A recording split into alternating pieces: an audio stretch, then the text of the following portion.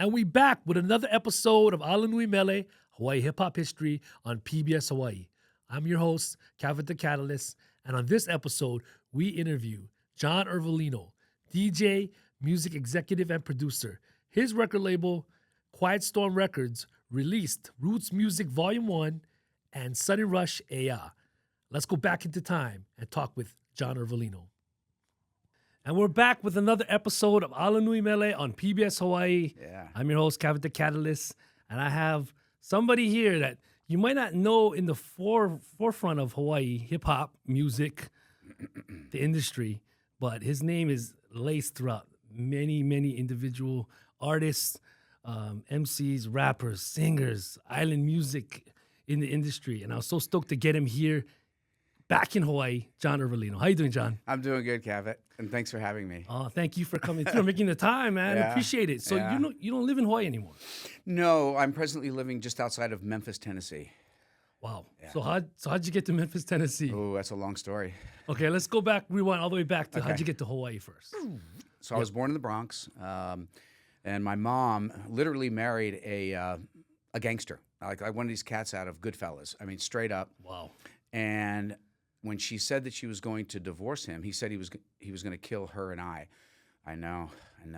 So so she changed my name, and we actually went out to the West Coast because we were all in New York, we were all in the Bronx. And I never had a social security number till I was 17 when I joined the military. What? I operated under several alias names. A lot of people don't know this, but he's long dead. So Right, okay. What's the deal? Big deal. And so really, I'm originally from New York. So all my family was there, but then we set up in Los Angeles, and I became what I like to call a ping pong guy. Okay. You know, East Coast, West Coast, East Coast, West Coast, East Coast, West Coast. So I end up joining the military out of the West Coast. I go to Germany. Now, at this point, I was playing in a rock and roll band. I was doing classic rock covers as a drummer, and then as a rhythm guitar player. Yeah, I was Was good. music always in your family around you when you were growing up? I mean, you said you grew up No. in New York. Yeah. So I mean, No. what era was that of hip hop? Well, I was born in '59. Okay. Okay, so I'm 65 now. So I really kind of left New York when I was 10. Okay. But then I kept going back and forth, back Right, and forth, right, back right, and right. forth. So there wasn't any music. Matter of fact, my grandfather bought me so I used to play the drums on my high chair. Okay. Remember the old metal high chairs Oh, yeah, made yeah. out of metal, like Wasn't that stainless the one that steel? was hooked up to the table? When it was no, this was a chair. Oh, okay. So I'd get on there and I'd start going.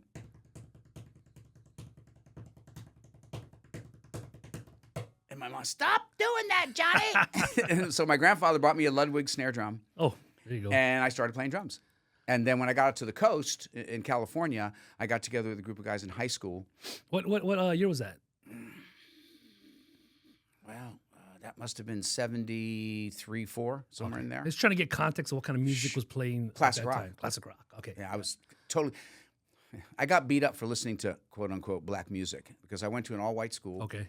And I loved Earth, Wind, and Fire. And I was also a baller, so I played basketball. Nice. And so I'm in the locker room one day with my 8-track deck, and I'm listening to, what was it, Saturday Night, by Earth, Wind, and Fire. Yeah. And literally, these white dudes beat me. Take that shit off you, the box. What? Yeah. Gave me little lickings, not bad, popped me with towels, and Yeah, that's yeah. when I got into classic rock. And listen, classic rock Peer is pressure. good. Yeah, peer Right. pressure. But I never gave up my R&B, and I actually ended up developing into R&B. So I joined the military. Right. 10 days out of high school, 1977, delayed entry program, got $4,000 if I completed basic and advanced training. Oh, $4,000 back then is a lot of money. Telling me, I was broke. We were poor. My family was very Right. poor. I don't come from wealth of any sort, and so they shipped me off to Germany because the commercial said you can be in Frankfurt, you can be in Munich, you can be in Germany, and I was like, okay. So I joined, and they put me up on a rock in the middle of Germany. I mean, it was freezing cold. There was no women. It was all guys.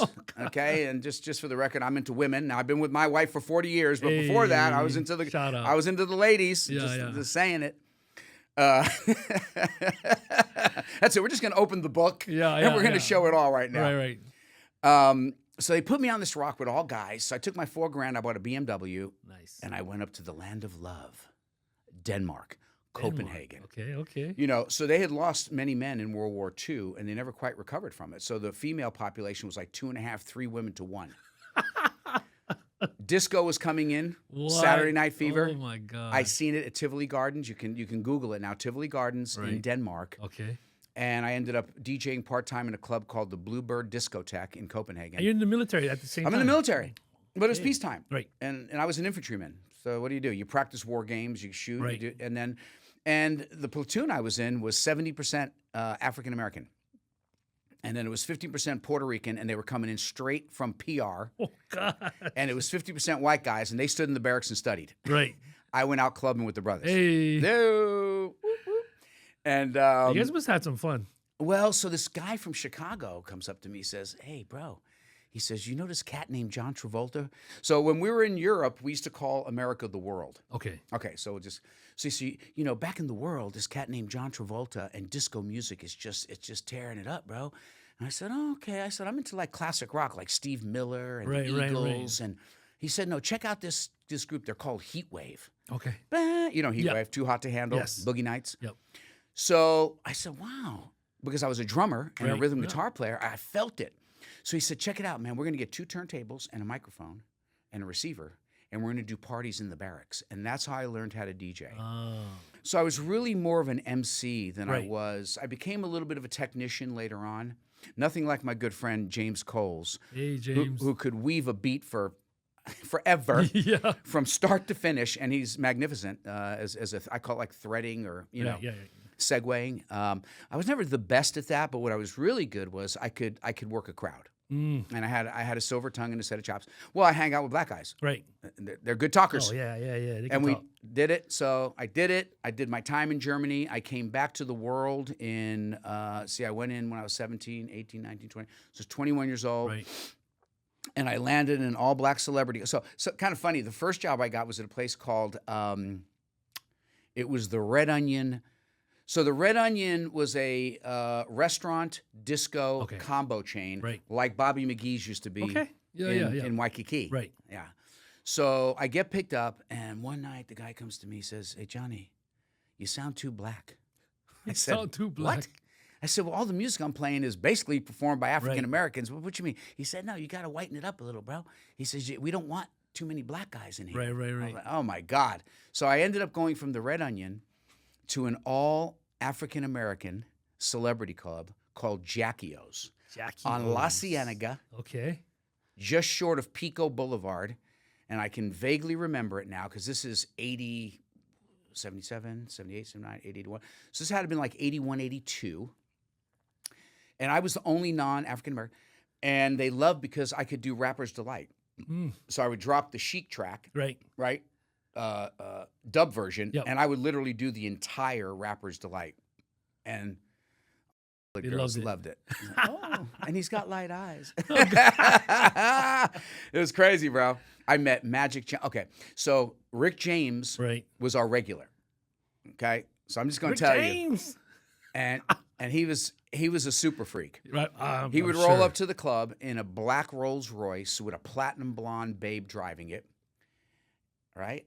And he would Damn. leave in a white Rolls Royce with a charcoal black African American, and they were all fine. Yeah. I mean, he was a freak. And I'm just going to say this because I can't incriminate myself. Yeah. I partied with him. You're right. Okay. There you go. Okay. Hey, I know somebody that partied with Rick Jermaine James. Jackson, Thelma Houston, the Lakers used to come in. I mean, have you ever? I know. I shook Magic Johnson's hand. I think his finger went up to the middle of my arm. I was like, ooh, that kind of alien Yeah. feeling. Like, I mean, these guys are just amazing. So I worked there and I did my time. I worked at a great lesbian bar called Peanuts. It was the first job I got fired from. A lesbian bar named Peanuts. Yeah, you know why I got That's fired? hilarious. Why? Because I started dating the clientele. And I come into work with Johnny. You're one of the best DJs we've ever had, but I got bad news. We're going to have to let you go. I said, why? He said, because you're fraternizing and you're causing division in the club. This is the God's honest truth. And they let me go. Picked up a really bad cocaine habit in Los Angeles. I mean, Right. really bad. So I was losing weight, and I wasn't doing good. Right. And in fact, I ended up living out of my car. Wow. So I was homeless. And so I called my dad, and my dad had moved from San Francisco to Kailua Okay. in this place called Hawaii. And I was like, Hawaii? That's where you go when you get married. Now, this is 83. Right, yeah. Right? So there's no cell phones, no smartphones. The pager, I don't even think was even released yet. Right. Okay. So he said... Did you and James Cole end up the same time in Hawaii? Yeah. Because I think he came from the Bay Area to San Francisco to Hawaii around I the think same I met him time, in his first job at Silly's. Yeah, okay, anyway, sorry about that. Yeah. It just kind of just popped in my head like, wait, James flew to Hawaii around the same time. Right. So here I was kind of kicking around Los Angeles, and I had a lot of really good experiences. I learned a lot, but I was addicted to cocaine, and I needed help. Right. And so my dad's from the Bronx. You know, this is my stepfather now. Okay. Born and raised, got that New York. Okay, kid.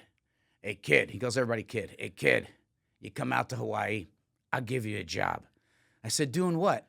He said, construction. I said, and I call him RJ because he's almost like my brother more than my father. So, and his name is Ralph John. My name is John Michael. So I call him RJ. I said, RJ, I'm like 142 pounds. I'm a disco duck.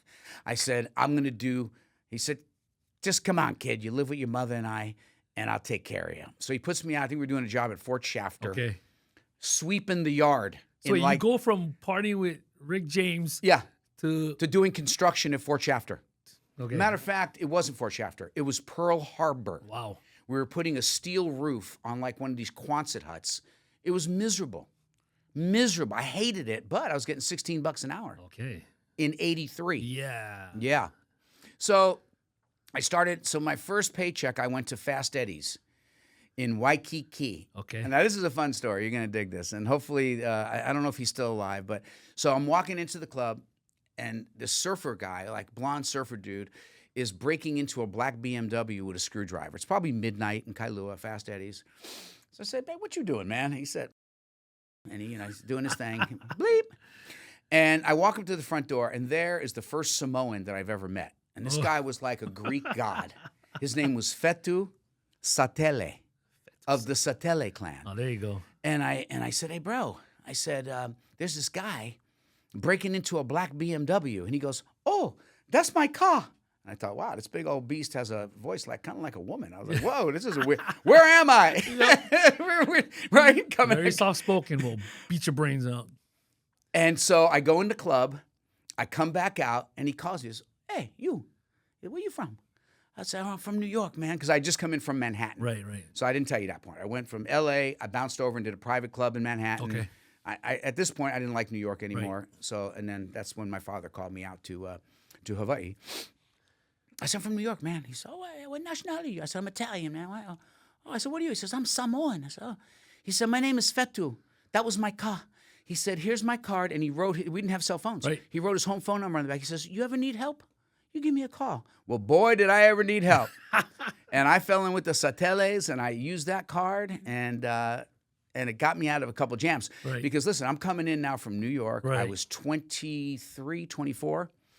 I was 5'9", 175 pounds. I could bench probably 250. Right. And I had no control over my tongue whatsoever. Ooh. Riding the horn.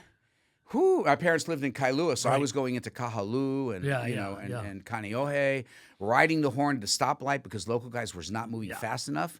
So I got into a couple rumbles in the jungle. I survived, got all my teeth, and I learned quickly. Right, don't ride the horn. Right. It's not New York, not the mainland. Not New York, not the mainland.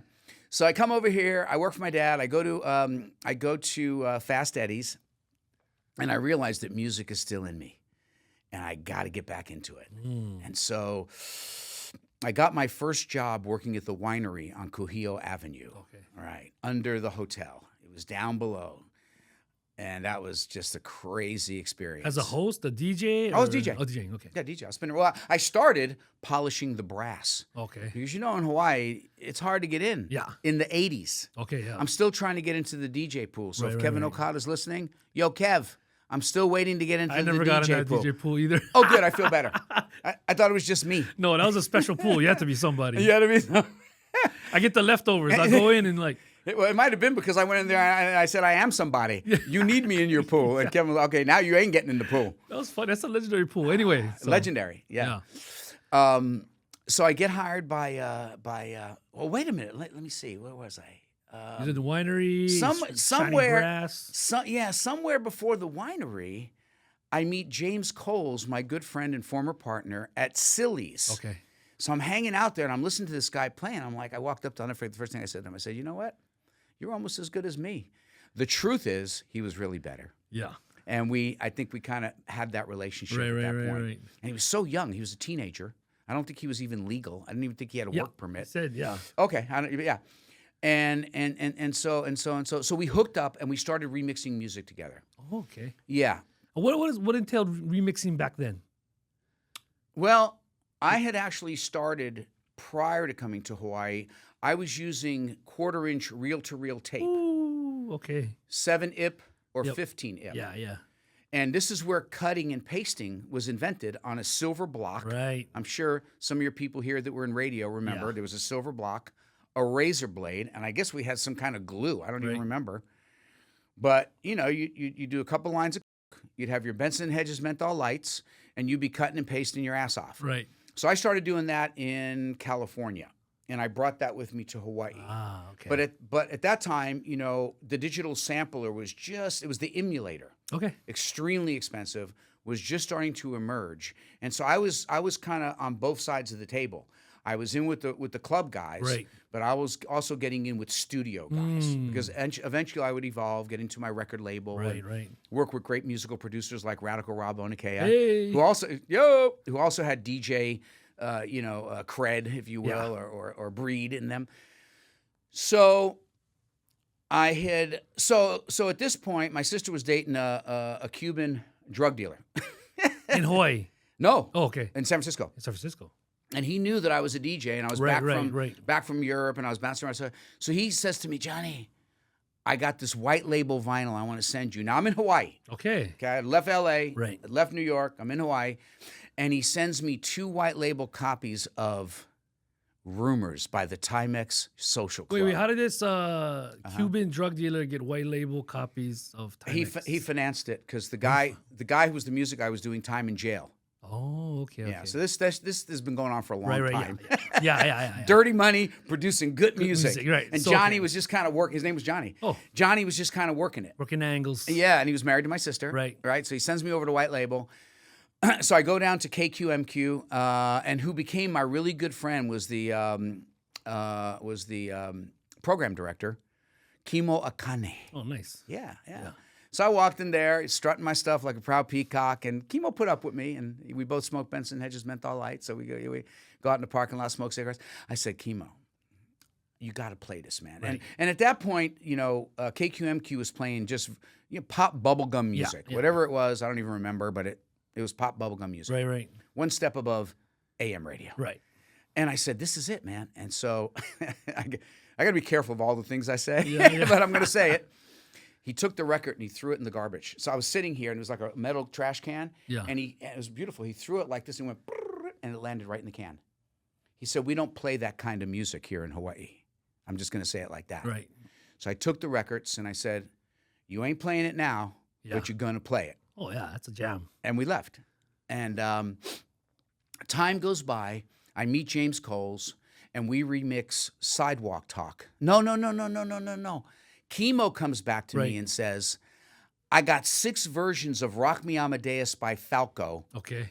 Give me one good one, and I'll broadcast it on commercial radio. Right. Now, I had done this before for a cat, I won't mention his name, at I-94. Right. And I announced it to RCA Records. We used to have a rep here. I announced it to Ken Rosine. Oh, wow. Everybody was listening, and he didn't play it.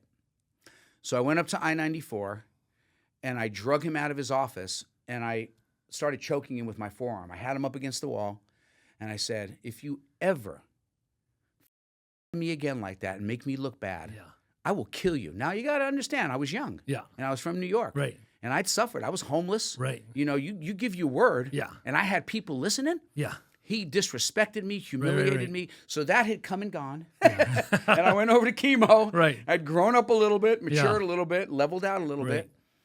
And I said, Kimo, if you tell me you're going to play it, bro, you got to play it. Yeah. And he said, I'm going to play it. And he played it. And I got the Peanuts lesbian phone call. Johnny, I got good news and bad news. I was like, oh, God, when will I get the break? Right. And he said, I said, what's the good news? He said, the record went to #1. Whoa. The phones won't stop ringing. Wow. The kids are calling. I said, well, what's the bad news? He said, Michael Q. Sang and Willie Moku don't want me playing that stuff. I said, but you're the program director. Yeah. He says, yeah, but these are my boys. Yeah. Michael Q. Sang was the #1 Right. rated. Yeah. Willie Moku was #1 with the teens. Oh, yeah. Because they didn't understand it. And probably, and listen, I ended up becoming friends with Willie. I became friends with Michael, became friends with Chemo. I think it was because they couldn't control it. Yeah. And what we learn in life is it's very difficult for you to work with people that have power, that have influence, but they can't control you. Yeah. Right? And so, but really the guys that you kind of can't control are kind of the guys you want. 100%. Yeah. Totally. But, listen, I'm not putting myself at this level, but the Steve Jobs of the world. Everyone said he was an asshole. Right. I just watched a great documentary, but he was an innovator. Yeah. See, he was a visionary. I was an innovator and a visionary to Hawaii with hip-hop music. Yeah. And it would prove out in time. So he plays it, and This is the Amadeus. This is Amadeus. He said, give me another one. Right. So I gave him Sidewalk Talk. Okay. And at that point, I'd brought in a cat named Judd Haskins. I don't know where he is. My wife was modeling with his wife. Okay. And he did sound score for Hawaiian commercials. Oh, nice. So he played but he had an emulator. Ooh. Yeah. And I was like, wow. So he would sample off of vinyl. Right. And then we can go, Yeah. and it was like really good. Right. So instead of having to do it with quarter-inch reel-to-reel Right. tape. So we did Falco Rock Me Amadeus. We did Sidewalk Talk by Jelly Bean featuring Madonna. And we did, I think it was What Have You Done For Me Lately by Janet Jackson. And then he cut me off. I said, but you got to put this on KQMQ letterhead. I wish I brought it with me. James has a copy. And he did. And I have it framed in my office back in Tennessee. Yeah, I can't remember the year, but it had to have been, 85 maybe? Yeah, it had to have been Janet. 85. Yep. Yeah, Falco. Falco, yeah. So, so to all the young folks listening out there, this is the roller coaster. We go up, we come down. Anyone who lives a normal life Right. are good people, Oh, yeah. but they're probably not going to do great things. Yeah. Because you can't do great things unless you push the envelope. It's interesting. My wife was modeling for John Robert Power. She was also an instructor. And the guy that ran it was a Jewish guy named Lenny, I think it was Goldberg. I think he was from the East Coast. Sounds Or Jewish. Bernstein. Yeah, Goldberg, Bernstein. Goldberg, Bernstein. Right. He lived in those big towers over there by Ala Moana Shopping Center, the old building, right on the Right. corner of, I think it's Ward, maybe P.E. Coy. It's Yeah. the old building. Yeah. He lived up there, penthouse, and he said, Johnny, if you ain't pissing off people, then you're doing something wrong. I said, and this is in Hawaii. Right. And I met my wife in 84, 85, and I was like, well, yeah, that's going to get me far. And I was pissing off everybody because I was pushing. Right. I was pushing. Well, this is one of my really fun stories. So, Chemo doesn't want to play Rumors by the Timex Social Club, and I'm bent. This is going to get out. So I met this cat named Rory Wild, and he was with a woman named Loki, Auntie Loki. Yeah, Auntie Loki, yeah. She's an AM, Holly yeah. woman. Yeah, AM. And I hated AM because I was well into stereo at that point. Right. But I didn't have a choice, so I got it to Rory. He played it, and I said, "But this ain't good enough. I'm going to book Ala Moana Shopping Center, and I'm going to break this live. And you need to tell people." I told all the radio stations, and the place was packed. It's the same stage that's there today. Yeah. I think they might have reversed So when it. you mean break it live, what does that mean? Well, I had turntables. Okay. I had the vinyl. Yeah. And I hired breakdancers. I used to manage breakers. Okay. That's coming down. It's coming down in the story. Yeah. So I used to manage some of the best breakdancers that were in the islands. Right. And so I got my crew, and we got up there, and I just freestyled on the mic. Yeah. And we broke Rumors by Time. I wish I had a video Oh, of that's this. so cool. Dude, and all the local guys and gals and brothers were showing up from the Yeah, military bases, and it was just badass. Who's, dude. you were DJing or you had James? I was the MC. I don't remember. I don't remember who was DJing. spinning the music. And All you I broke could Timex it broke that song. Song right there. And maybe we did other songs. Right. I mean, listen, the I'm mix, right. 65 now. Yeah. Okay, we got. I yeah. need a new hard drive, Right, bro. right, yeah. There's a lot of stuff going Yeah, on in yeah. this beautiful mind. I'm going to tell you later about the film I'm doing. Right. We'll just throw that in there real quick. Yeah. So there's a lot of stuff going on. So Has anybody ever done this in Hawaii before? Broke a record Oh hell no. in Ala Moana Center Stage? Well, I don't. I don't think so. I never heard of it before. I don't think so. I don't think What so. year was that? So nobody wanted to play a Timex. Well, Rory played it. So whatever Okay. year Timex But Social that was on AM though. You're saying, right? AM. Yeah. So you're like, I want to right. be big. Chemo rejected it Right. because they don't play that kind of music. Right. Yeah. So yeah, I was really proud of that, and I ended up really bonding with the breakdancers. I went on to do a thing at Masquerades called Lip Sync Video Showcase. Oh. We had lip sync contests at Masquerades. 700 people on a Tuesday night, paying $10 a head. In Waikiki, we had the wave across the street, Right. Silly's behind us, Yeah. and everyone's going like, what is going on at Masquerade? Right. And we had lip sync competitions, but I would use breakers while the judges were tallying their scorecards. Yeah. We had breakdancers, poppers, lockers, zippers, you name it, come out and entertain the crowd. Right. My wife was she was the talent girl, so she was in the dressing room, Yeah. signing people in. Everyone had costumes. Oh, it was magnificent. Wow. So if anyone has that beta tape, Betamax. it was on beta. Yeah. I mean, it was high quality beta. Yeah. I will give good money. I have a reward Right. for lip bounty. sync video shake. Oh yeah. So 700 people would be there to watch people lip sync. Yes.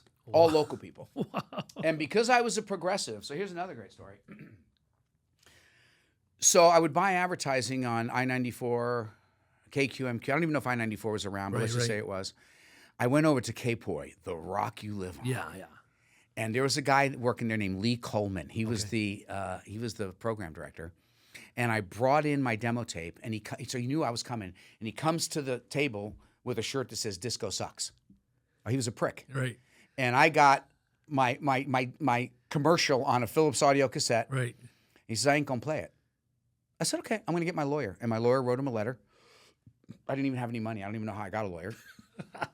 And he advertised it. So we had guys doing "Good to the Bone" by George Thorogood. Okay. To Nikki by Prince, to Thriller by Michael Jackson, which won. They had like little headstones they put on the dance floor. Yeah. They come up out of the dance floor. It was bro. Wow. If someone has this beta tape, I will give you good green American tax-free money. Please. My wife to this day. Why didn't you save that? Well, it's a long story. We won't get into that now. So where did I leave off? We left off. You're doing masquerades right now. You're breaking records. Yeah. Breaking records, breaking chops. Breaking chops. You're working with b-boys and b-boys, poppers, lockers. Yeah. And the truth of the matter was, I wasn't making any money. Oh, and I did Battle of the DJs. I lost a lot of money. Yeah, I did Battle of the DJs. Do you remember what DJs entered that? James remembers. So it was James, who was my buddy. I think that's what scared everybody out. Right. There was a cat from Rumors, John Winter, tall, slender, Caucasian guy. Ooh. From Rumors. Right. Dane from Spats. Okay. I don't remember who was at the Wave Waikiki. James was representing Silly's because each person represented a club. And that was my concept for marketing it. Yeah. And then at the last minute, DJ started pulling out. Right. I had the Neil Blaisdell Center reserved. Wow. I lost everything I had. Yeah. I was humiliated. I was sick as a dog for a week or two or more. And it never happened. I still have the poster at home in Tennessee. And I had enrolled into my group of talent a cat named Ken Nishimura, a.k.a. East. Right. The graffiti artist who I found graffitiing on public property. And when I started talking to him, he flipped me off. And he had his spray cans and disappeared like a rat under the freeway. Right. And we became like this buddies. So how'd you end up? I mean, I had East on the podcast. Oh, you did? Yeah, we did East. And he talked about it. That's my boy. He talked about how he was doing graffiti and then you guys pulled up. And then you guys said, "Hey, come here." And he thought you guys were cops or something. Yeah. So how'd you end up linking up with him eventually? You just found him. I just found him. So I think probably if I can brag about anything, really, and I say this with tempered with humility, I have a great eye and ear for talent. James Coles, Radical Robs. I mean, the list is long. East. And I have the confidence to say, hey, let's collaborate. Right. And let's make money. Yeah. Sometimes we did. Right. And sometimes we didn't. Yeah. So, but you got to fail to succeed. I mean, there's a million books out there. One of the best one is Michael Jordan. Right. I fail, I succeed. I fail, I fail. Yeah, okay. So I was not afraid to fail. Yeah. And I failed a lot. I took some heat, and I burned some bridges here in the islands. There's some right. cats that their kids wouldn't even talk to me because you know how it is in Hawaii. Yeah. If you get in trouble with this guy, it's going to pass down. Right. And it's a shame, but it is the way it is, and it is. So how did I find him? I have no idea how I found him. Oh, that's But crazy. I ended up promoting him. Yeah. I think I paid him. I gave him his first $5,000 check. Yeah. What was that for? For doing graffiti artwork for me, which I used for, are you ready? Ready. The hip-hop ball and dance contest at Rumors in the Ala Moana Hotel, a line around the block. And I'll never forget walking out, and I looked at it. James was in on the deal with me. Black guys, black girls, Japanese. See, I was into diversity, equity, and inclusion before Black Lives Matters. Right. See, it turned me, I love, is the spice of life. Diversity is the spice of life. I love diversity. That's why my wife has 8 nationalities. Right. Right?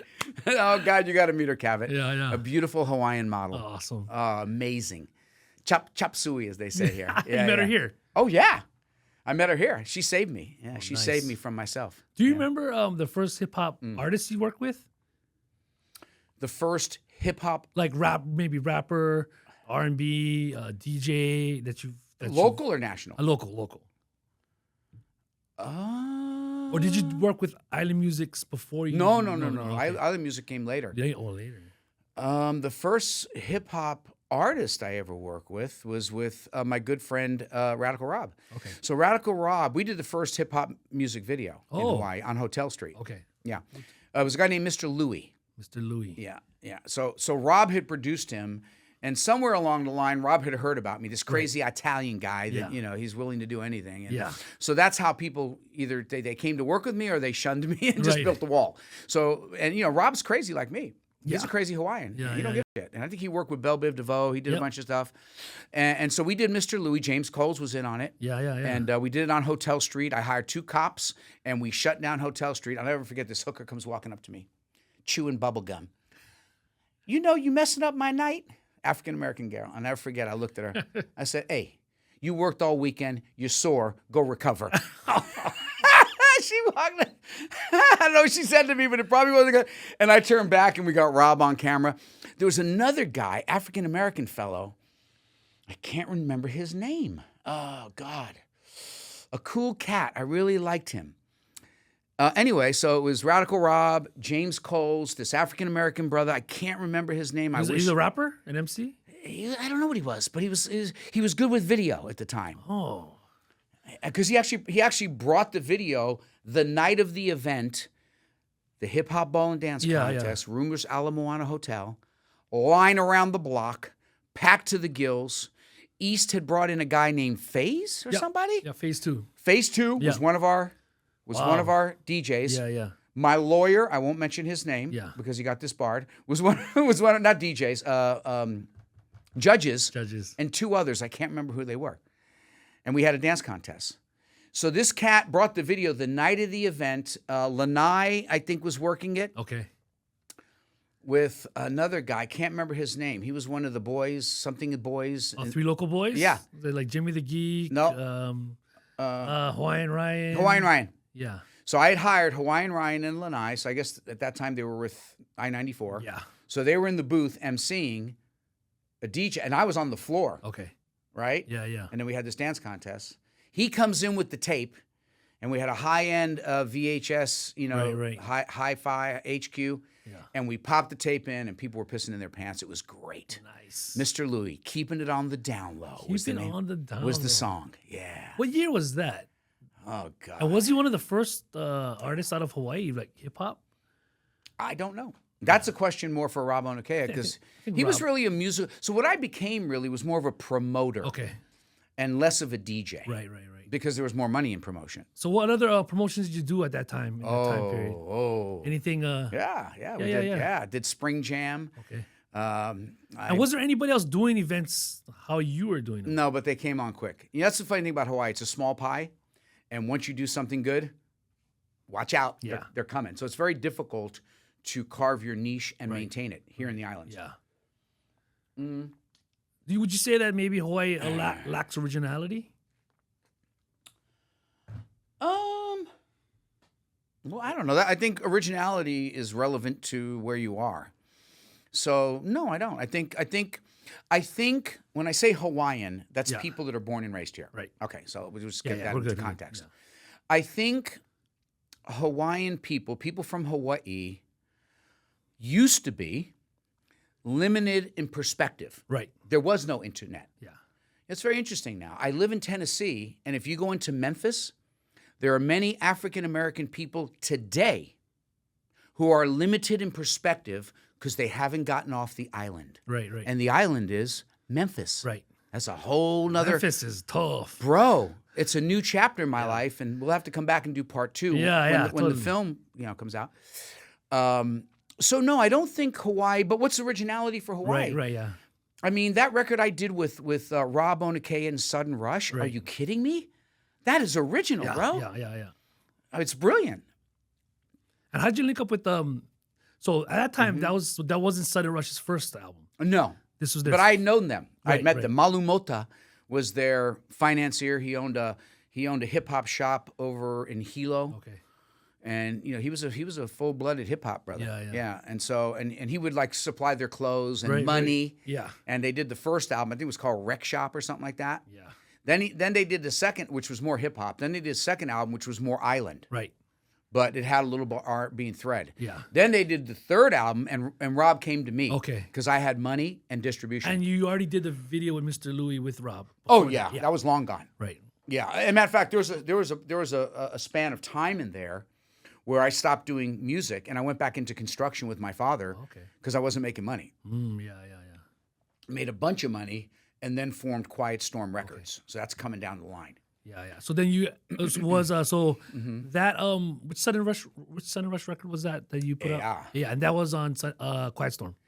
Quiet Storm and Way Out West. It was a Out joint West. venture. Right. And Way Out West is Rob's record. Radical Rob Onakea. Right. Now he had really matured. He'd come from a DJ to really a musical producer. Yeah, I think that at that time he was already working. He already worked with Michael Bivins and started. Yes. Yeah. So then, what was the first release you released on Quiet Storm? Was that your first record label or first go at a music? Great question.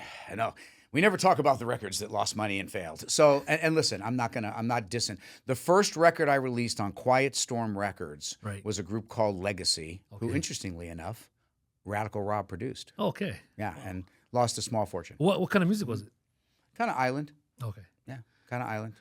I learned a lot. We made a lot of mistakes. I think Rob learned a lot, but it was my first entree into a real studio. Yeah. Okay. And maybe it was for Rob. I'll let him speak for himself. But we made a lot of mistakes. Right. And then, see, one of the things about me, I don't hold a grudge, man. That's good. It is good. It's why I'm a happy man. I just got my physical back in Memphis. Hey. And here's what the doctor said. You're 65? I said, I'm 65. He said, Johnny, whatever you're doing, keep on doing it. Nice. With a southern accent. Right. Because I don't hold grudge. I just don't. And I don't know, maybe it's a God gift. Well, I think I'm a lot like my mom and dad. Right. I've learned how to forgive and forget and move forward with the same people. And that's my message to anyone watching this now. Yeah. Let it go now. Right. If you haven't been able to do it then, let it go now. And you free. Yeah. And I'm not the first guy to say this. You hear this all the time. Yeah. Okay. So you asked me, what was the question?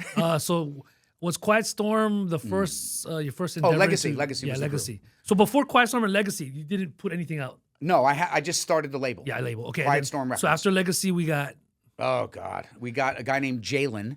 Who was good. He sounded like Michael Jackson, Filipino kid, had a really beautiful range. Right. But and where'd you find Legacy, first of all? Radical Rob. Okay, and then where'd you find Jalen? Through a guy named Carlos Villalobos. So a guy that I ended up coming, a guy that I ended up coming to be one of my best friends today, who's building a recording studio as we speak in Lisbon, Portugal. I will be there when it's done. Yeah. Yep. Owned Sounds of Hawaii on Young Street. Wow. Okay. He bought it from Herb Ono. Right. Wow. Tony Ugar from Chicago. Okay. Chicago. So that's why he could put up with me, and I could put up with him. He was Italian, Polish from Chicago. I know. So he was renting out space in this studio to a guy named Carlos Villalobos from Chicago. Right. One of his boys. And Carlos was trying to figure himself out, and it's difficult in Hawaii. But he came across this cat named Jalen. put a bunch of time and money into it, Right. and couldn't get it to market. Right. Me being ignorant. You're like, I'm telling you, I didn't know what that. I was just learn by do. Yes. Learn by do. I did and lost money again. So we got Legacy. Ka-chung. But I'll tell you the story about Legacy. I got it in every record store, and I got KCCN FM 100 to let me put a sticker on that said, as heard on KCCN FM. And I'll never forget, there was a company called Mountain Apple Company, and they were the kings. Yeah, they are. And whoever the president was at that time said to me, that's one of the worst records I ever heard. But you know what, Johnny? I think it's still DeMello. Yeah. You are one of the best marketing guys in Hawaii today. And then I had become the marketing genius, and I got all these accolades. Right. And, yeah, maybe I deserved them. Maybe Yeah. I did. Maybe I didn't. Well, okay. But I learned that really I needed guys like Rob Onakea, but I knew how to sell what they had and promote and market. And then I learned business. I had business acumen. Right. I did my own books on Ledger for a long time, and then I got into QuickBooks online. And I learned that in construction. Okay. So I'm pulling it and bringing it in. Right. Okay, so Quiet Storm Records. I did Greg Hammer. I think he's still around. I did his comedy album, Complete Loser. But I enjoyed every minute with Greg. Well, I learned that recorded, I mean, who sits around and listens to recorded? True. Yeah. Yeah. You know, and I was at that time listening to Comic Relief Live. Yeah. Whoopi Goldberg, Robin Williams, Billy Crystal. They were doing something for AIDS. Yes. Yeah. And so I was like, okay, we're going to do it local style. Right. Another loser. Right. Hey. We're not talking about Hammer. We're talking about the CD. We're not talking about Hammer. Yeah, He was extremely talented. And I love the guy. Yeah. Matter of fact, I negotiated his deal on FM 100. Wow. So I brought him from I-94 to FM 100. We shook hands, parted ways, and then I think he went from FM 100 back to I-94 with his buddy Rory. Right. He was too much for FM 100 at that time. Oh, yeah. But it worked. I thought it worked. Right, but, it's like, you got to fit in with everybody. You're on a team, and it's difficult. Yeah. It's egos. Right. We can do anything we put our minds to, Right. as long as we don't mind who gets the credit. Right. General Dwight D. Eisenhower. I got that tucked away in my heart. Yeah. We got to maintain when I was out giving a speech out at in Laie, BYU, Hawaii, that's when I was selling like hundreds of thousands of records. And I got the Governor's Export of the Year award for my success in Japan. And so, everybody was listening to me now all of a sudden. I was the same guy that couldn't get Timex Social Club on the queue. Yeah. But now all of a sudden, John was like, whoa, listen to Johnny. And so I go out there and I open up the class like this. Can anyone tell me what the number one challenge is facing the record industry today? And burning was just becoming popular. Right. And burning, da-da-da. I said, no. Ego. And I said, does anyone know what the definition of ego is? And she was probably the only haole girl, because mainly Polynesians out there, sitting in the front of the class, skinny haole. I can remember her. I think she had red hair. And she raised her hand. She said, ego is a Latin word with the root meaning I. I said, well, on that note, I'd like to introduce myself. My name is John Iervolino, capital I-E-R-V-O-L-I-N-O. And it worked. Everyone started laughing. I broke the ice. And I went in to do my speech about making music and failing and succeeding and so on and so forth. And it was very well received. And I really dug it and enjoyed it. Oh, that's awesome. Yeah. So that was at the time where you had Quiet Storm. And Quiet Storm, my first hit record. That's really the... Yeah, what was your first hit record again? So, I used to bootleg music. I started bootlegging in 79 when this brother came up to me and said, I got a thing called a cassette deck. We're going to put it under your mixing board. And I started selling TDK. This is back in San Francisco.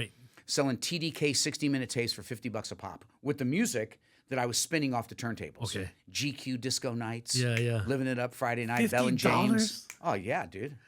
For a cassette. Yeah, if you went out and bought all those things on vinyl, it cost you... And it was in the mix. Okay. So I was bootlegging records. I got busted here in Hawaii. Yeah. It's really a great story. I can talk about it now. Yeah. Because I've repented. And I got my deal. I can't believe you got busted for bootlegging records. Dude. It's unheard of now. Tens of thousands of records. Okay, there you go. That's why. Yeah. So they made me Waimanalo Gulch Sanitary Landfill. I crushed like 10,000 CDs. Wait, these are all mixed CDs? Or Yeah. were they like straight bootleg? Like No. They were mixed, but I mean, this is of original people's music okay. because no one would give us a deal. Okay. I sent demo tapes to Yeah. every record company, and And how'd you get caught? Jesus, I'm in Tower Records, Kahala Mall, Right. emceeing live on radio, selling my bootleg CDs, Yeah. and the president of Sire Records walks in. I'm just going to say that. Yeah. Buys a bunch of them, and the next thing I know, I get a cease and desist order from New York. I destroy all the CDs. Right. I get a way bill, whatever they call it, a bill of lading, bill of destruction. Yeah. I do everything they tell me to do. And I get a call from the lawyer again. Hey, Johnny, you have any more of those CDs? I know. This only happens to me. I said, no, because you told me to destroy them all. And he said, but you didn't, did you? I said, I kept 120 from my archives. He said, send me a box of 30. I said, why? He said, because I'm going to get you licensed. Best fucking mix I've ever heard in my life. Quote, unquote. Well, it never got licensed because the president of Sire Records Right. said, screw him. Yeah. I'm not letting some deep punk DJ Yeah. do this with our music without our permission. You know, back then, Right. you know, it was hard to get rights to anything. Yeah. Okay, we're going back now. Now you see it on TikTok, you Yeah, see it yeah, here, yeah, and it's yeah. all legit. Yeah, Yeah, whatever. rights with Yeah. app. Yeah, Right. right. And you see it on a Burger King commercial. Right, Back right. in the day, they never licensed music to television commercials, ever. Wow. Okay. So Francis Tam, a local Chinese brother, Right. was the Universal Music rep, got wind of it, and he liked me. Don't ask me why. He says, Johnny, I know what you're doing, and you can get licensed. I said, come on, man. He says, I got this guy coming in from L.A. I want to meet at Ward Warehouse and have lunch. Right. And I showed up, and here's what he said to me. I got good news and I got bad news. Story of your life. So the bad news is I can't help you, but I know a woman in New York who can, and her name is Kathleen. Okay. And she was at Polygram Special Markets. Right. I flew back to New York, got the deal, and she calls me. Johnny, I got good news and I got bad news. I said, Kathleen, I'll just start bootlegging your shit. Johnny, Yeah. calm down. Polygram just got bought, and they had the largest music catalog Okay. in the world Yeah. by Seagram's Universal. So with alcohol money, Yeah. Universal Music bought out the Polygram catalog and became the largest music group in the world. Wow. And I got caught in the buyout. Okay? So for all these young entrepreneurs, stay in the fire. Right. Okay. Good. Learn how to eat rejection, poop it out the rear, and Yeah. go for it again. Right. You got to, man. So I said, well, I'm going to give this to my lawyer. She said, John, you're going to sue Universal? I said, come on, Kathleen. I can't take it no more.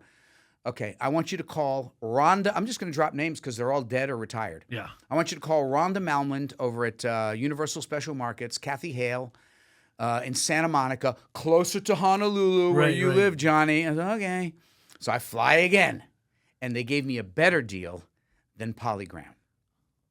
Now, I got the deal. Right. So I'm sitting in this room with all the brightest minds in music, Right. and I'm a local brother. Now I'm talking pigeon. Yeah. I'm wearing shorts. You know, I got luau feet. I mean, I'm a local brother. Yeah. Married a Hawaiian girl, got yeah. Hawaiian kids Yeah. at a Huimanu Elementary School. Yeah. And I come in, there's all these polished LA people, Right. and I am nervous. And I'll never forget, and Kathy and Rhonda and Kathleen back at Polygram, which was now Universal, they just liked me for whatever reason, I don't know. But this one young Halle girl goes to me like this, John, do you know that there's 30,000 domestic releases in the U.S., and that doesn't include imports? What makes you think that your reggae compilation is going to stand out on the shelf? Cavett, I was like sweating bullets. My ears were probably going, poof, poof. Right. And I was like, God, please give me I don't know what to say. And now there's 6 of them and 1 of me, Right. and I'm probably wearing an Aloha shirt. Yeah. I said, most of the compilations that I see use cheap clip art, have no liner notes. I said, and the masters suck. Yeah. I said, so I'm going to come out with good packaging, Right. great liner notes, and great quality masters. And I'll never forget, they looked at each other, and I think it was Kathy Hale says, "You want to work with Universal?" I said, "Yeah." "You going to give me a hit record?" I said, "I'm going to give you a hit record." "You guarantee it?" I said, "I guarantee it." She says, "Okay, we're going to set you up, Quiet Storm Records, and we're going to give you terms. And the terms are going to be called CIA." And now I had been in construction for many years, so I knew what the hell terms were. Right. You know, COD, whatever. Right. 2% 10, net 30. Yeah. I knew terms. Yeah. I said, "What is CIA?" "Cash in advance." I said, "I don't get it." She said, "You give me $30,000.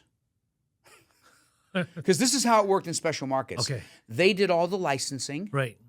They did all the manufacturing, and you had complete control on your label, and you had to get your own distribution. Well, I already had distribution wired by that point. Right. At least in the islands. Yeah. Okay. So I said, "I got it." And I was broke. I think my wife was pregnant with our third child. God bless her. And had I won, I had just won the Hoku for a religious compilation that I did called Praising Him Island Style. I know, go figure. And so I'm negotiating the deal with Universal. So I go back and I borrow $30,000. I'm not going to tell you from who, and I paid him back. In a brown paper bag, I got $30,000. My wife was like, "Johnny, please." And I said, "Honey, you got to trust me." It was like something out of the movies. I promise. I promise. I put it in our bank account. Back then, you didn't get IRS. I think I put it in like $4,000 increments, you know, so the flag didn't come up. I write a check. I think my company was MVP Music Distribution, and Quiet Storm Records was a licensed trademark. Okay. And then I ended up creating the subchapter S Corporation here in the islands for Quiet Storm Records. Paid all my taxes. Nice. That's another story. Sent it back, and they said, and now the contract was already signed. Right. When I signed the contract, I was shaking. I was so nervous. Yeah, because you had to give up 30 G's. And I really didn't know what I was doing. I mean, I knew how to make a compilation, but Right. I didn't understand the business with Universal, the biggest, and I'm in Hawaii, and at this point, I'm local now. Yeah. You know, I got off Hawaiian Airlines, and I looked at some woman, and I said, "Aloha kakahiaka," and she looked at me, and she said, "What does that mean?" I said, "Yeah, I know." I said, "That means buenos dias." And she looked at me again, young girl, and I said, "Well, that's good morning in Hawaiian." She says, "Oh, I'm Hawaiian." And I said, "Well, so am I, by choice." Yeah. And she looked at me puzzled again, and I exited the plane. So I was Hawaiian at this point. Yeah. My daughter hadn't gotten into Kamehameha schools yet. Right, That's a whole other story. So I get the deal, and I met some really, really good people here in the islands, and I put together Roots Music, and it wasn't Volume 1 at the time. It was Roots Music, reggae hits from Hawaii and the world. Wow. My initial order was 5,000 units. We sold it like that. Nice. I was working with a cat up at UH Radio. Okay. He was a wannabe Rasta Filipino. L'Oreal. He's in my credits. That's my boy. L'Oreal's you know, my boy. is he still around? He is in the Philippines or Thailand. Well, if you talk to him, tell him Johnny gave love. Nothing but love. Yeah. So because I really didn't understand reggae, Yeah. but I understood business and music, Right. I needed people. And Yeah. there again, I recruited Oh, L'Oreal. L'Oreal. Yeah, he knows all his reggae, lovers rock. all Yeah, that they're stuff. probably going to get pissed, but I'm going to say it anyway. I discovered Ukala the Mock. Right. Okay, now what's the definition of discover? Yeah. The definition of discover is when someone's playing in a club, they can barely afford beans and rice for dinner, Right. and you give them thousands of dollars, and you get them on the radio. Right. You get their. I discovered Ukala the Mock. Yeah. And then we didn't part the best way. It's Right. okay. It's okay. You're going to have those in business. Yeah. You got to go. And I love those guys. Ryan Murakami, Matsumoto. Yep. Love him. John the drummer.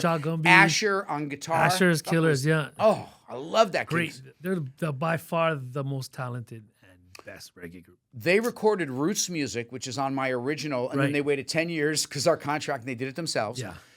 at Sounds of Hawaii for my 10th anniversary. I can't even remember. Wow. I had it catered. My friend Tony Ugar, we blocked out the studio. Yeah.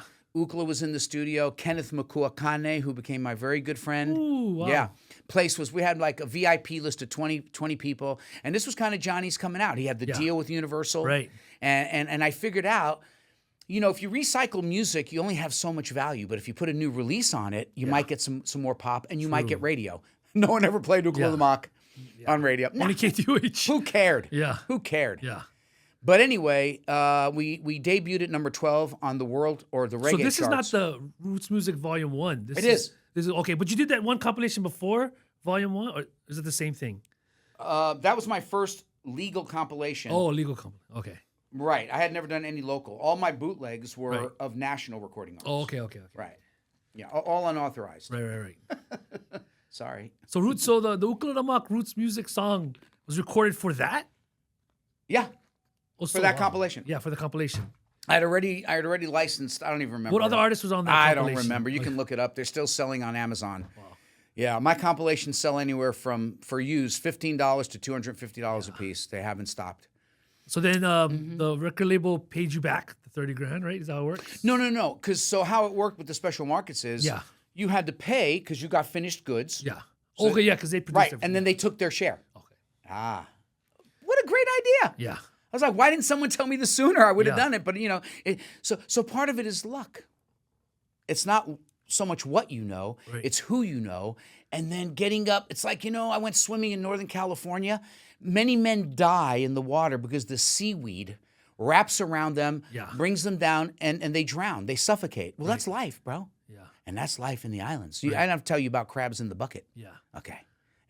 That's Hawaii. It's Hawaii. Well, it's not just it's Hawaii, Hawaii, but it's everywhere. It's everywhere, yeah. It's getting up out of the bucket Yeah. and getting to people that have power and resource to help you achieve your dreams. Right. And I did. I got lucky. I don't know why. I don't really have that answer. And Roots Music was one of 8 national best-selling records in a row that I produced. It was just amazing. So after Roots Music, what can you go rifle through those? So after, because see, so it's interesting. Reggae guys are, generally speaking, no disrespect, they're stoners. Yeah. I'll give you money. Okay, bro. And they sign off on the contract. Now, the locals they weren't as trusting as the stoner Rastas. Yeah. So when I went to the Sean Na'awaus of the world, Right. and I went to the Fijis of the world, they were like, didn't you bootleg and didn't pay for it? I was like, yeah, but that's the old John. He's dead. Yeah. This is the new John. And when people learned that I really had a legit deal with Universal, then they started coming, and I did Island Roots. Island Roots. Okay. We sold 125,000 copies in maybe 2-3 years and paid out every. Oh, so the other thing that Universal did was they did all the accounting. Oh, nice. So the checks are coming from LA, and now all of a sudden Johnny's the man. Bro. Right. This is legit. I got the check. Yeah. I got the license. No one knew what publishing. 5 people knew what publishing were. John DeMello was one of them. Right. Tom Moffat was one of them. Stu Marlowe was one of them. Right. And so like 5 people really knew what publishing was. And I learned it through working with Universal for free. Yeah. I talked to their lawyers. You know, Johnny, you got to get the publishing. What is publishing? And you know, you have the underlying musical composition. You have the master. I got educated while making money by some of the best lawyers in Los Angeles that work for Universal. It was really a God. It was really a God thing. I mean, it was just amazing. Did I deserve it? Hell no. Well, you had to have some kind of like acumen to align yourself with these people. Construction. That's where my acumen came from. Right. Not from the clubs. Right. Not from the music scene. From your stepfather's construction company. Correct.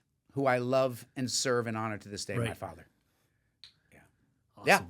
I learned estimating. I went to night school at Kalaheo High School. I learned how to estimate, blueprint read. I don't have a degree. I was basically a public school dropout. So so all these releases, boom, started coming out. All right. And then when it was a life phase that kind of got you out of the record industry, or you always stayed in it, or you moved on to other things? No, I built a multi-million-dollar company here in the islands. Yes. I employed 6 people. My wife was one of 2.5 bookkeepers. Someone said, Johnny, what's a half of a bookkeeper? I said, that's 20 hours a week. Yeah. So we had 2 full-timers, my wife and another one, and then a part-timer because we were moving units. Wow. We sold over 500,000 records in 5 years. And so I wasn't going to change. And my margins were fat. Right. You know, and I'm running my company out of Kaneohe, so my overhead was low. Yeah. And I understood, I was doing my own books. So all of a sudden, the sales start to wane. Okay. And I get a call from my good friend Matthew Koenig. He's still here in the islands. I don't know what the hell he's doing, but he was the big cheese for all the Tower Records in the Pacific, and he had connections in Japan. That's how I got in. He had connections in London. That's how I got in.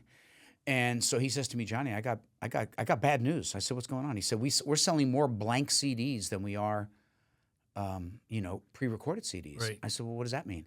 He said, people are buying one copy and burning and selling. And I busted a guy at the Aloha swap meet. Oh, you did? Oh, dude. I don't know if we have enough time, bro, because my stories are long and they're very colorful and salacious. Wasn't the reggae guy, huh? It was. It was. And he had the store at Pro Kai. Is the same guy? He was big, and he was a moke. I forget already. Yeah. I can't remember his name, but I actually busted him myself. Yeah. And I went into the back tent, and I was surrounded by 3 guys. And again, I think really, it was like karma or God, because these guys could have really hurt me bad. Yeah.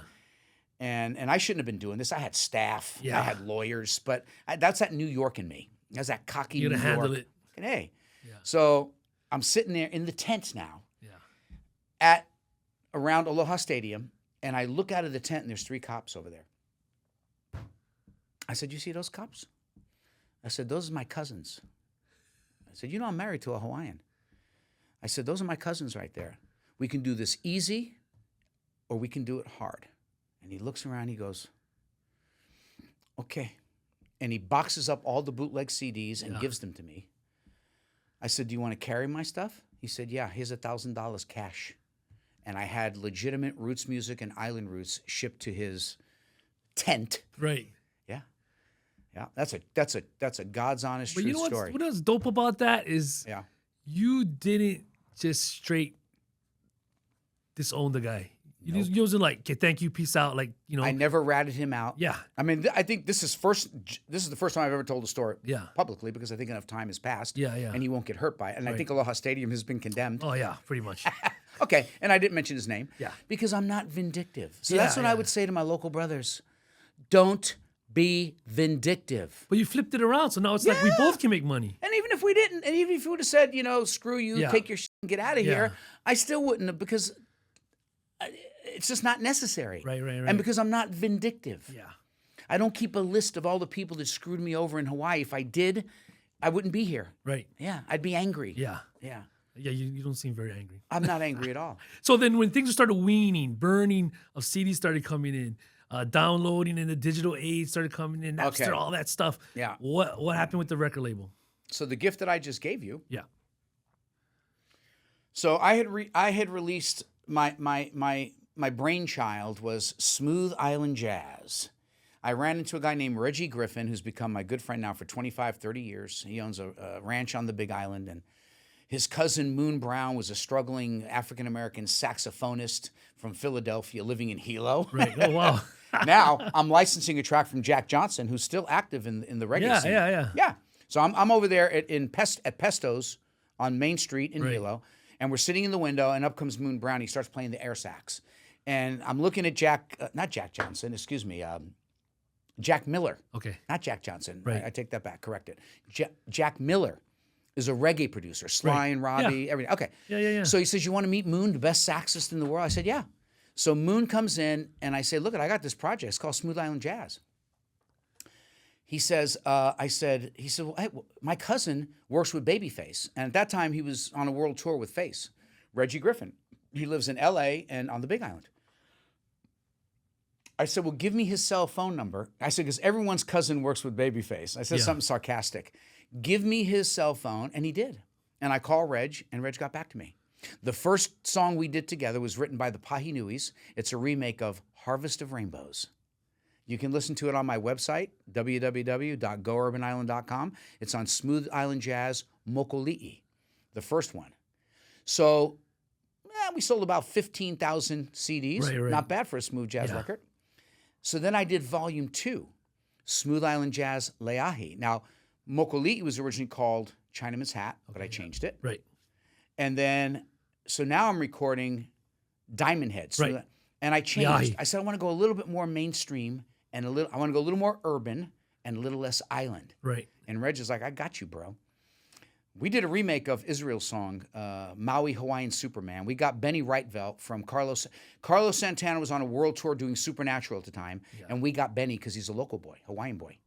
And he played bass. Reggie's brother, Rayford Griffin, who played with everybody who's anybody in jazz, played drums. Bobo Buteras from Fiji's camp on percussion. Right. I don't even remember. It's all in the credits. Another thing, I've always given everyone credit. So I got the record ready. I signed off. We were manufacturing CDs at Warner Brothers in L.A. We were doing our paper at Ivy Hill, also in L.A. It was a subsidiary of WEA, Warner Electra Atlantic. That's what that means. That's what it means. And I put in my initial order for 20,000 CDs. Why? I had a national buy-in from Tower Records, end caps in every store. I had an international buy-in from Japan, end caps in every store, and we had just cracked into London, Tower London. So I come into work. Now, CD sales are starting to wane. Right, right. And I get a phone call, and I answer the phone. Quiet Storm Records. Hi, can I speak to John Iervolino? I said, this is Johnny. John Iervolino answers his phone. I said, yeah, this is your lucky day. What do you want? Right. Sometimes I flip back into that Bronx attitude, right? You talking to me? And he says, well, we love Quiet Storm Records. You're a righteous indie. You need to stop selling to Tower. This is on my website. Yeah, it's on my website. As a matter of fact, it's on my website right now. You can go read it. It's a powerful story. Tower Records is going out of business. Stop selling. I said, who's this? He said, I can't tell you because it's against the law to show preference to creditors. Now, I knew that because JR's Music Shops had filed bankruptcy against me. K-Tel, my former distributor, had filed bankruptcy. Olinda Road, my local distributor. Yeah, they're big. And I knew that once they file bankruptcy, they're protected by federal law. Right. So when he said that, I think I hyperventilated. And he hung up. I can't tell you because it's against law. Click. Now, I just put in a $5,000 state-of-the-art auto redial off of CID, caller ID. Yeah. I pressed auto redial. Welcome to Tower Records corporate offices. If you know your party's extension, and now I'm looking over my office. I had beautiful people working for me. I'm going to give a shout out to my boy Dan Watanabe, was one of my lead sales reps. Right. I had several others. Cheryl Dacus did all my hotel and gift stuff, and I don't know if they're around anymore. They may be, they may not be. I've lost contact. I had another young lady. Some had bought real estate, and we were making money. Right. Some had put kids in private school, and I said, this is it. So I met with my wife privately, and I said, honey, she says, we're getting out of the business, and we're getting out now. Because we were already starting to lose money. Okay. And we're having to cut benefits. Was this before the call from Tower Records? So before the call from Tower Records, things were going down, okay? So I knew that, but we've always reinvented ourselves. Yeah, and we had digital downloads. Right. I had one of the first digital download sites. There was Apple, and then there was Quiet Storm. I think it was qsr2go.com. Okay. And we were downloading Sudden Rush, as a matter of fact. Wow. Yeah. So when I knew that it was legit, I canceled my order. Yeah. And never released that record. Wow. What year was that? 2006. And we recorded it in 2005. So I shuttered like this in one. It took me 16 years to build it, and I shuttered it in 1 year. Moved everything into my garage and storage, and laid everybody off. Yeah. I got cussed out. I mean, I suffered a lot of heat. Yeah. And we were done in 1 year. Done. Never filed bankruptcy. Sold my beautiful 2.5-acre custom home. I had condos. I had investors. Sold it all and paid debt. Until I ran out of money. I took $60,000 and moved my family of 6. Kepola had just graduated from Kamehameha Schools, class of 2008. And we moved back to California because I knew, and the financial meltdown was coming. Right. And I knew it was going to be tough in Hawaii. Wow. And I said, and I had fallen from grace. I couldn't buy a job. I couldn't pay people to hire me because people were going bankrupt and broke. Yeah. So I made a call. My wife, my Hawaiian wife, God bless her. She said, okay, Johnny, I'm going to follow. We cried. Yeah. A lot of people don't realize that. They think I abandoned Hawaii. I heard some chatter on the radio station. Yeah, he left, that F-a because of the, now he's back because times is good. And all that. Said, no. You got to take your family first. Yeah. Okay, so I left. So that record never came out. Smooth Island Jazz Volume 2, formerly known as Diamond Head, now known as Leahi. Right. Okay. And I decide now I'm in the security business. This is an achievement ring that I gave myself because I sold the security company for a lot of money. That's Whole nother cool, story. right. It's my third invention of life: construction, entertainment, private security. So I'm in private security. We'll talk about that in part 2 of John Iervolino's interview. And I told my wife, honey, I want to get back into the record business. Now, I had money. Right. But I said, because vinyl's coming back. Yeah. Oh, 100%. 100%. And I said, but our hard drives had failed. They'd failed. All of our artwork was stuck in Quark Express. Oh. So I called my friend Tony. Quark Express. I called my good friend Tony Ugar. He couldn't revive the masters, so who do I call? Reggie. And even though my contract said that he needed to destroy everything, he saved it. Wow. Yeah. He remixed it. That was the first fleece. I'm about fleeces. Right. I put a fleece out, and God said, yes. Yeah. And my wife said, yes. So then I went to, they used to be called Hirosaki Nakagawa Design. They're my friends to this. They've been doing my art for 30 years. Craig Hirosaki, Darren Nakagawa. Now they're called Connect Works Group Hawaii. So when I went out of business, I gave them my super duper Mac computer as part of the money I owed them. Right. And it had all my artwork and all my artwork. And Darren went and found it. They save everything, these guys. Ooh. And they flipped it from Quark to Adobe Premiere. Oh, nice. Fleece number 2. I think that's all I needed. Yeah. Oh, no, then I needed a business. Right. So I created the new LLC, Urban Island Entertainment. Now, in the process, I'm selling my security. Right. We moved to tax-free Tennessee. Okay. Oh, yeah. LLC fees there are like 25% of California. Wow. Oh, yeah. It's a great place to run a business. Right. Okay. So I set it up. Now no one wants to take me because we're in COVID. Okay. And all the record plants are full. What do? I call Universal, and there's one person left. I'm going to give him a shout out. Jerry Stein, who was there when they took me in. Everyone else is gone now. Wow. 250 people gone. That's amazing. Jerry's the only guy left, and his now role is licensing music to Concord Records, Rhino Records, and he answers the phone when I call him. John, and he remembers everything. I said, Jerry, I need help. I'm getting back into the music business. No one will take me. Well, he made 2 phone calls. I got in with Dorado Music Packaging, who I'm still with today, for paper in L.A., Santa Ana, Anaheim. And I got in with United Record Pressing in Nashville, Tennessee. Oh, nice. Because they wouldn't return my calls. They were bloated. Right. They were gagging on business. Yeah. Now all the plants are 40 to 60% empty. Right. Because they expanded. Yeah, I know. And now it's contracted. Right. And now they return my call every time I call. Business 101, supply and demand. Yeah. Right place at the right time. So I pressed the record. I flew in Reggie to Tennessee. We had a very humble CD release party at a place called Jim's Place Grill in Collierville. It wasn't even in Nashville. And we made it. It was people standing room only. And we released the record on Amazon. That was a whole nother experience. Yeah. I had to hire a consultant. Amazon is a very complex beast. It is, yeah. I got a good guy out of Oceanside, California. Shout out to my boy Dominic Candela. And he's tweaking my stuff right now as we speak. It's all about algorithms and organic searches. And so we got that going. So I stumbled for almost a year, and I sold very, very little. Now we're getting traction. So the royalty checks are going to be going, hang in there. The royalty checks are going to be going out when I get back to Tennessee are going to be, nice. Right. Not great. Yeah. But I'm promoting everyone's music. Yeah. Oh, it's popping up here. It's popping up there. I got a license deal I'm working on. I can't talk about now. And it's local music that I've covered because these are all cover songs. Yeah. So they get the publishing, the underlying stuff. Okay.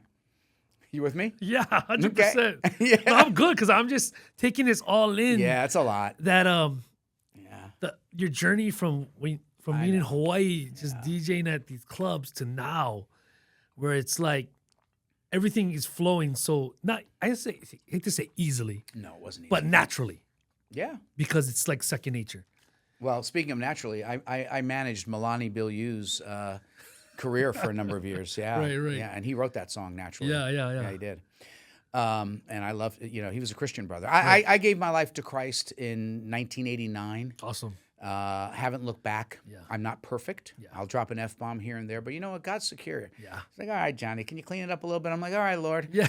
But, you know, okay. And, Right. And I think really, to be honest with you, Cavett, the best years of my life have been since I became a Christian. Yeah. I mean, I have to be honest. Right. No, that's good. And I think that's really where I lost my anger. I got delivered from anger. And not to say that life was easy. Right. Because when I was a Christian, stopped doing drugs, stopped smoking cigarettes, Sudden Rush will testify if you ever talk. And I drove the van. So when we flew into, I didn't even tell you the story. I got to get the story in here. So let's go back in time. Let's do it. So I was putting music in all the food lands in Sack and Save. Okay. Right? Quiet Storm Records, Foodland, and Sack and Save proudly present the Maikai Music Sale. Whether it's Hawaiian, Jawaiian, or contemporary island music, Right. we've got something for every taste.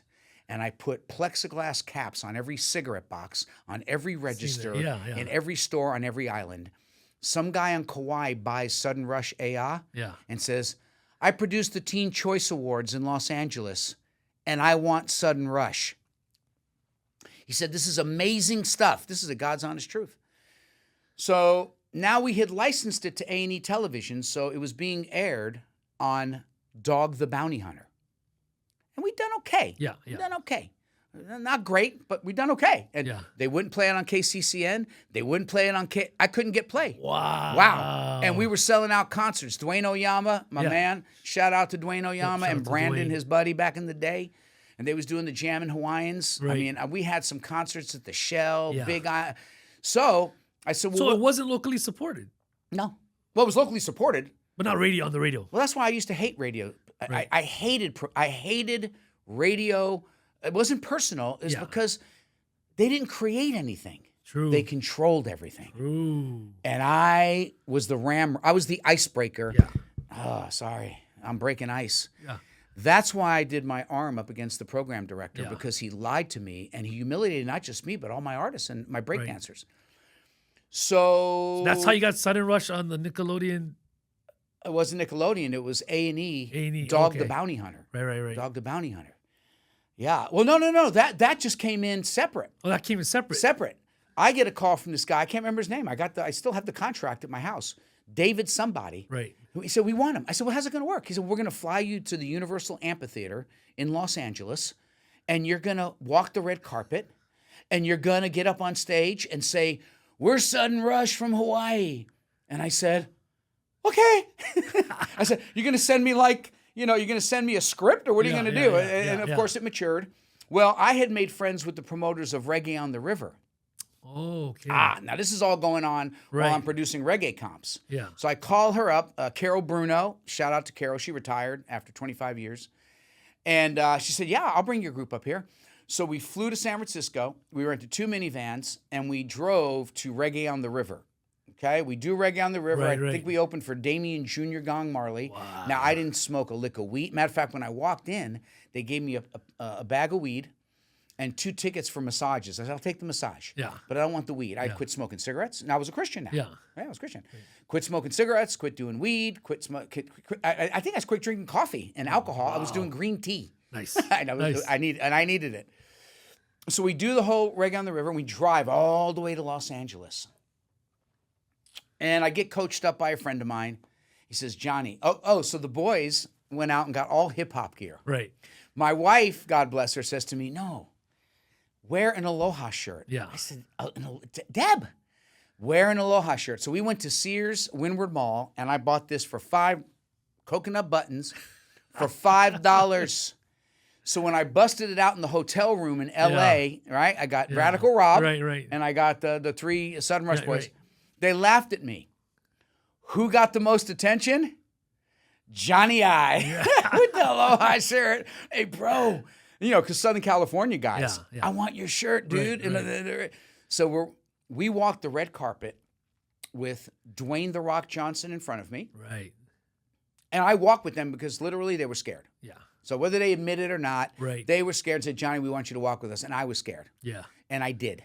And one of my friends said to me, I said, what do we do when we get in front of the camera? Right. He said, okay, here's what you're going to do. You're going to go, we're Sudden Rush from Hawaii, bah, and do the, what's it called? The haka. The haka. Yeah. And we did. And everyone was like, and they're like, yeah. And they did it on stage in front of a Right. packed house. Yeah. I fell asleep. They got a picture of me, and I'm sitting, because I drove the Right, lead. I'm right. doing all the deals. We Yeah. had cell phones then. I'm nervous as you, and I'm sleeping. And who's sitting in front of me? Nelly. And next to him, the guy with the white mask. And my wife has got that picture somewhere Right. in my archives Yeah. because I was exhausted. And it's like, hey, your group's getting up there. So I wait. And from all the way from Hawaii, Quiet Storm Records recording artist, Sudden Rush. And they still wouldn't play the record at KCCN FM 100. Wow. I've cleansed all my toxins. Yeah, I'm being dramatic Yeah. for emphasis here. But we sold a lot of records.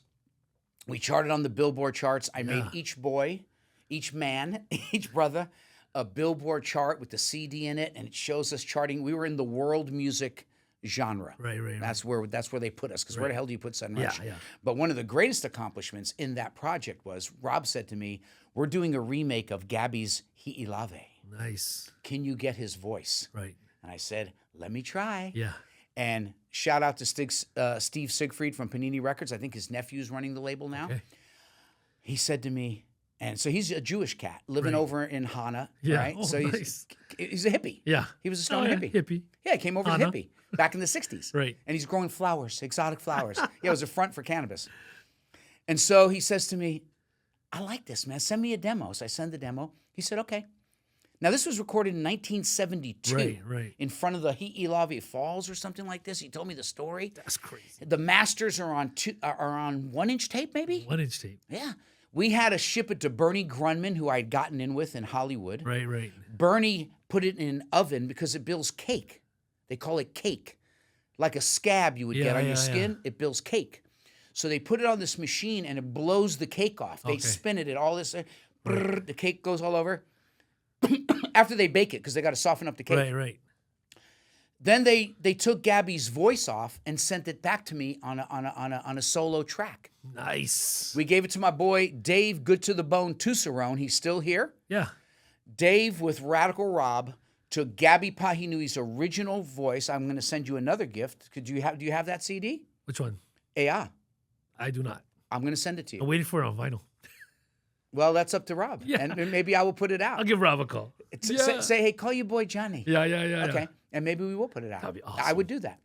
So to Rob's credit, he said, Johnny, I'm a little nervous, man. I can't screw up Gabby. Yeah. And we had to have the yeah. family sign off because we knew Right. all the purists were going to. Oh, 100%. And they did, 100%. Yeah.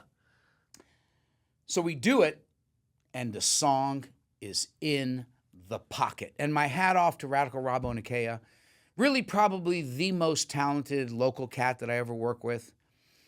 And it was just a masterpiece. And they featured it on Dog the Bounty Hunter. Yeah. So you got Shane Vincent, Right. respect, rest in peace, King Don, Yep. Kava'ahao, and Caleb. Yep. Going back and forth with Gabby, English, Hawaiian. I have letters with teardrops, because I can tell the ink was running, of people telling me, thank you for taking Hawaiian music to the next level. Yeah. We'd rather have our kids listening to that than gangster crap. Yeah. Yeah. And yet the purists had the club on me. You can't do this to Gabby.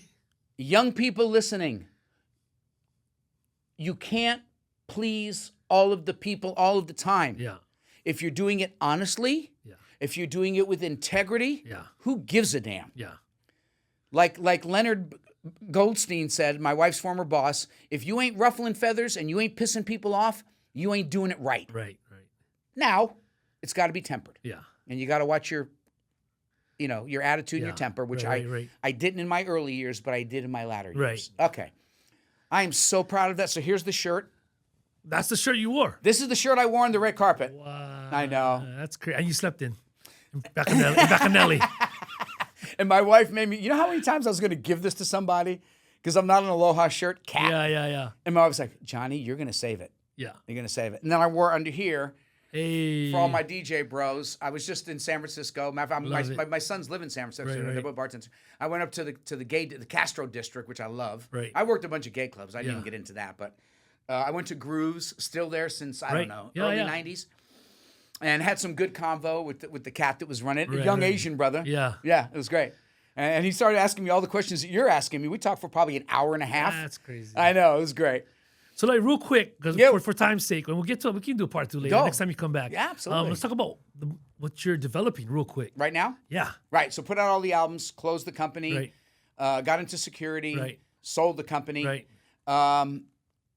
So I have permission. I'm working with my good friend James Serino from Okay. Kinetic Productions, Kinetic Films. Yeah.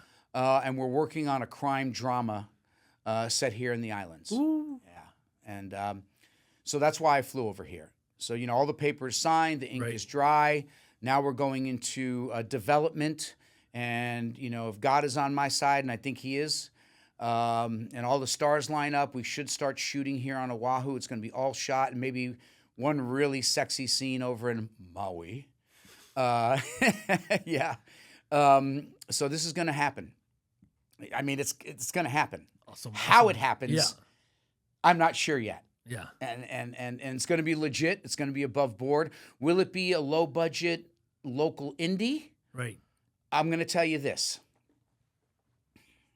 My law firm, I'll even name them, Fox Rothschilds, you can look them up, represents some of the biggest people in LA. Again, this is another godsend. I went to church with one of their lead lawyers, and he said, we'll take you in. We don't take guys like you, John, because I was trying to get my records back Right. out. Right. And I had to catch up. Took me in, and now they are representing the project. Wow. The pitch deck is done. It's going out to a blue chip bunch of investors with our lawyers in the front, very accomplished men. Right. And we're waiting. Amazing. We're waiting. And so, shout out to James. This has been my dream. Right. When Quiet Storm was making it, Yeah. my next progression was into feature film. I'd already started studying. I already started fantasizing, and I needed to envision it and bring it to reality. Right. 25 years after I met James Serino, we're partners on this deal. Hey. Awesome. So, parting words, parting shots, words of wisdom, any knowledge bombs you got? I mean, this whole thing is laced with a bunch of them. Yeah. But anything you want to leave us with? Life is short. Don't carry grudges. Don't be afraid to fail. Babe Ruth hit 700 and something home runs, struck out 17,000 times. Be faithful to those you love. Be honest, hardworking. Lift those around you. See, one of the things, it's really not about John Iervolino. Right. If you really, really know my stories in depth, everyone that I've ever worked with has benefited with me. Right. Some even more than I. Yeah. Which is not probably the best business strategy. Yeah. but hey, there's karma. I believe in karma. True. I want to thank you, Kavit Omo. Yeah. Oh. Yeah. Every once in a while I listen. I mostly talk. Yeah. My friend Kevin McCulcani said, "You like listening to yourself talk?" I said, "I do." You're right, Kenneth. But I listen too. Right. And I listen deeply to what people have to say. So Yeah. listen, learn, and love.